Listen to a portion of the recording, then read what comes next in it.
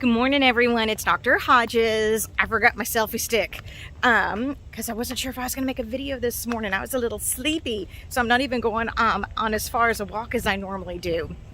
But I recently got back from vacation, and actually when I was waiting in the airport, my sweet little niece sent me a TikTok about the mini sleeve, and she was like, "Charlotte, is this true?"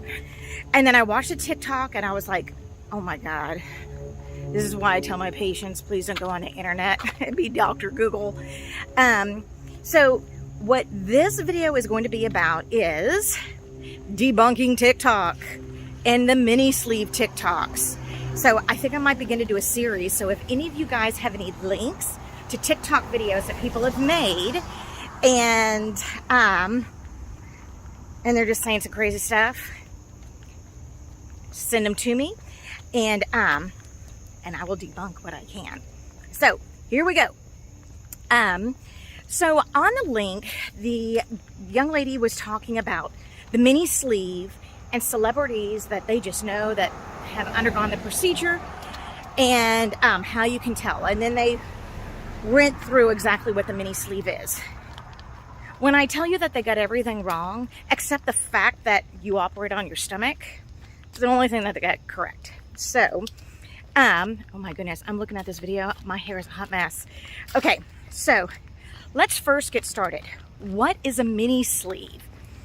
Does that mean it's bigger than usual? So it's, so patients can maybe eat a little bit more, as opposed to like a king size version, regular version. It's the mini version. What exactly does mini sleeve mean? And so really, interestingly enough, the mini sleeve, when we're talking about that, has nothing to do for the patient and everything to do with the surgeon, and i.e. What all the surgeon needs to do.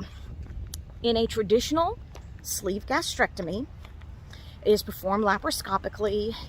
In my practice, you get 5 little incisions. I use a standard size measuring device called a bougie. I use a 32 French bougie, and I use that as my guide to create my sleeve. What is a mini sleeve? For most surgeons, whenever you're performing a mini sleeve, it's also what we call notes, or using a natural orifice to remove the remnant stomach once it has been resected. And so I know that there's a surgeon in town. She does an amazing job, and she performs her sleeves laparoscopically. I believe they get 1 or maybe 2 less incisions, and then whenever she goes to remove the remnant stomach, it's actually removed out through the mouth. The sleeve is the same size. Patients will lose roughly the same amount of weight. I can't remember exactly what size of measuring device that she uses. But anyway, it's what we would call, like, it's a natural orifice where the sleeve is removed, where the remnant stomach is removed. So, like for me, my largest incision is about that big. I guess that this doesn't really help. Let's see. My largest incision is about 1 inch, so 15 millimeters. 15 millimeters or so.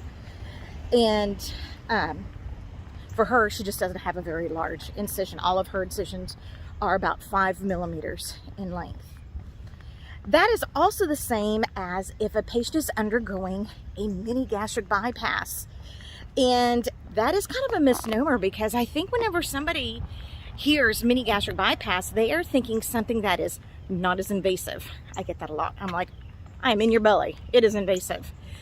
Or maybe it's not as complex. When the reality, the mini sleeve, what that means is that it is performed in a loop anastomosis. So you just take the bowel and you hook it directly to the stomach pouch that is created in one hookup. You're not doing a Roux-en-Y configuration. And now I've made videos on that before, so y'all can always go back and check and see what Roux-en-Y means. But that's what a mini gastric bypass is. And in fact, in terms of weight loss, a patient undergoing a mini gastric bypass is going to lose more than a straightforward Roux-en-Y gastric bypass, but probably less than a straightforward Roux-en-Y duodenal switch. And as a side note, you can also do a duodenal switch in a loop fashion too. So again, that's another video for another day. And so sometimes whenever you're hearing mini sleeve, mini bypass, it doesn't mean that you're going to be losing less weight. In fact, in some cases, you're going to be losing more weight than the original surgery. So, fact number one, young lady on TikTok said, all these actresses, they underwent a mini sleeve. This is what it is, and they didn't lose as much weight. Fact one, debunked.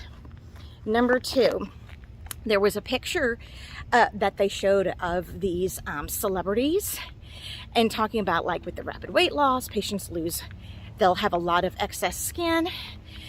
And I'm debunking this one too. So first of all, a lot of patients ask me whenever they come in, you know, am I going to have a lot of loose skin after surgery? And there's a number of different factors. It doesn't really matter how fast you lose the weight. What really matters is your age. If you're older, you have less elasticity. Do you smoke? You're going to have a less elasticity. And also where you hold your weight. So for instance, if you carry your weight all over your body, so let's say you're a lady, maybe you have more of like an hourglass figure, then you're going to be losing weight from all over. Let's say you have a body type that's more like an apple or a pear. So maybe you're more bottom heavy, or maybe you have little stick arms and legs, but all of your weight is carried in your abdomen. And I see this a lot in men. Again, when you have the surgery, you're going to lose your weight all over. You don't spot reduce. However, because you only carry your weight in one particular area, that's the area that's basically going to deflate. And so those folks are definitely going to be at a higher risk for developing loose tissue. But it's not because they had a mini sleeve and they lost it really fast. That is incorrect. I will tell you, age has a huge impact. I have this sweet little patient, and I performed a duodenal switch on her years ago, and she was, gosh, like 21, 22. Her BMI was 55-ish. She carried weight all over. But even though she had a little petite frame, she was not that tall, she carried her weight all over. That patient, after she lost all her weight, she had no loose skin. I probably even have a picture of her on my website. But she had no loose skin. And you know why? She had youth on her side. She was like 22. Now, I am 46. Let's say I had the same BMI. I'm also a non-smoker. And let's say she and I carried weight the exact same way. I will tell you this, because I've had a kid, because said kid, with kid, I got a C-section, so my abdominal muscles were cut, I can absolutely tell you I would have loose skin. Now, it wouldn't be like The Biggest Loser where I look like a candle kind of melting, but I definitely would have some loose skin in my abdomen. For me, I kind of tend to carry more of my weight in my abdomen and in my, like in my hips, kind of. So I would probably have some loose skin right there. I know my husband, he had weight loss surgery, and he lost, gosh, 80 to 100 pounds. And he has a little bit of loose skin in his abdomen. I mean, he's not going to rush out and go get a tummy tuck or anything, but he just had a little bit of loose skin. So, and he had his surgery in his 30s. So, and also the picture that they showed on the video, it was of a woman that was very thin, and her arm was on her hip like this, and they had the picture from the side, and so she was kind of pointing back that way. Oh my goodness. I'm sorry, I'm not doing a good job holding this. Whenever I looked at them, the TikToker was talking about, see, you can see her loose skin. That actress had no loose skin on her. What they were literally looking at was this portion of her arm. That is like where your pec is going into your arm. Most people just don't see that definition because we have a natural layer of fat, even if you're a normal body weight. This lady was really thin, so she was kind of almost all hollowed out, all in through here. So they were seeing this, and they were saying, oh, that's loose skin. I'm like, that's not loose skin.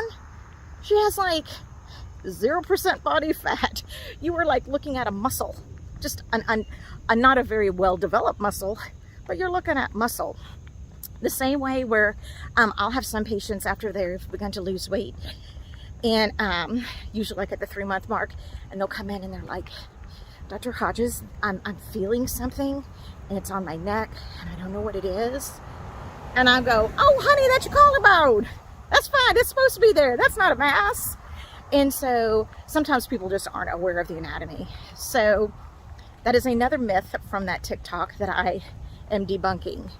So, and I think the third thing is that, you know, just like whenever you read the Inquirer, or if you are looking on Instagram or TikTok and they're talking about different celebrities that may or may not have had plastic surgery, you know, they're always looking for telltale signs. You usually aren't going to be able to see any scars, just because plastic surgeons, the way that they do their procedures, they do a really good job of hiding scars. I am a general surgeon, board certified, but I am a general surgeon. I do laparoscopic surgery on the abdomen. There is no fold that I can hide any of these scars in. And if you are having laparoscopic surgery and you're cutting through all layers of the abdominal wall, which we are, you're gonna have a scar, albeit a small one, but you're gonna have a scar.